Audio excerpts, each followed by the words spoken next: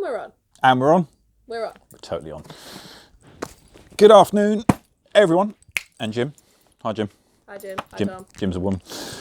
And it's Tuesday, which means brand new comics, new releases, and hopefully some info that some of you will need. So let's kick off with this bad boy. That is Detective Comics by DC, and that is issue 1000. And there's probably very few things I will ever be able to say that about ever. It's not many American titles that hit the 1000 really, but we're delighted to see this one do it. And there's going to be many people saying far better things about this than I'll ever manage. But all you need to know is that it's huge. It's absolutely massive for an issue.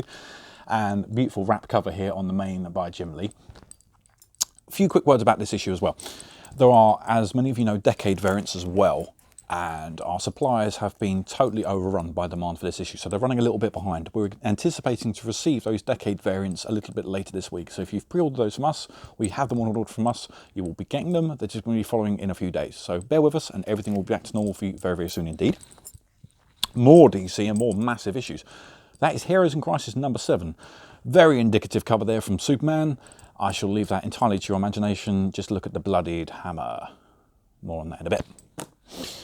It's all about to get quite Wolverine-ish. Hulkverines, yes, it's a thing. Issue 2. I want you to say the name again, Hulkverines, because that's what we need right now. But if you're a Wolverine purist, fear not Jim. I know you're a Wolverine purist. Well done. Totally not dropping stuff live on camera. That's it really. That is Wolverine 181. That's the facsimile edition. That's the that's Hulk 181, featuring the first appearance of what we now know and love as Logan, aka Wolverine. Massive issue. It's unlikely that any of us are ever really going to see the first print that isn't slabbed and we can touch and fondle through lovingly, so they've given us this. Thank you, Marvel, for that facsimile editions. They're gorgeous. They're a great way to get your hands on the original copy, or sorry, I should say the original story, without forking out original copy prices. So yeah, wonderful stuff there. These are going to go very quickly indeed, so if you want one, do be hasty. Star Wars Vader Dark Visions issue 2, continuing the last one that left off from issue 1. Beautiful cover there as well. Very cool.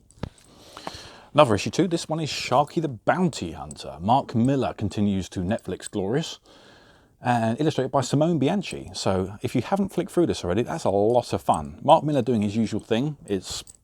If you read a Mark Miller book, you know what to expect. If you haven't, very cavalier adventures. That's the most polite way I can say it in a Facebook video. Another gentleman who's used to doing a lot of cavalier adventures. This is Gerard Way with the returning Umbrella Academy. I've recently been watching on Netflix, as have many of us. If you're finding this series through that series, well done. It's quite a cool way. I will say they're markedly different. The tone of the series is very different to this. So if you're enjoying both, well done. If you want to try one, check out one of the graphic novels. They're very cool. And a new number 1 from Street Fighter Minar. So that is back with us now as well. Expect absolute carnage. Finishing up, previews. Now, I've done a few talks about previews in the past. All you need to know, it's huge. It's basically the Argos phone book, catalogue, everything for Nerdville related, all coming out in about 3 months' time. So if you're looking how to spend your future purchases, I am holding it the right way up, that is a great way to do it. You got a few more minutes in, Jim? We're all good. Wicked. Right, covers of the week. Spawn 295, this is the now quite controversial Francesco Machina. Shazam, number 4, the markedly less controversial Jim Lee, but equally beloved. This is Yasmin Putri on Batgirl, recently hopped over from Nightwing and Red Hood and the Outlaws. Very cool, liking that. She has great use of negative space. You'll never really see her using the full cover. She'll leave huge cutting swathes either to black or white, which I really quite like. This is one that's going to disappear very quickly this week. That is Adam Hughes on Sabrina the Teenage Witch number 1.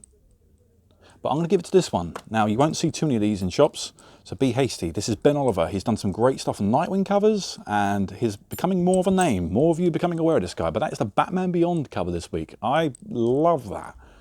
Near iconic straight away. Just such a great pose. It's not full figure. Lovely colours.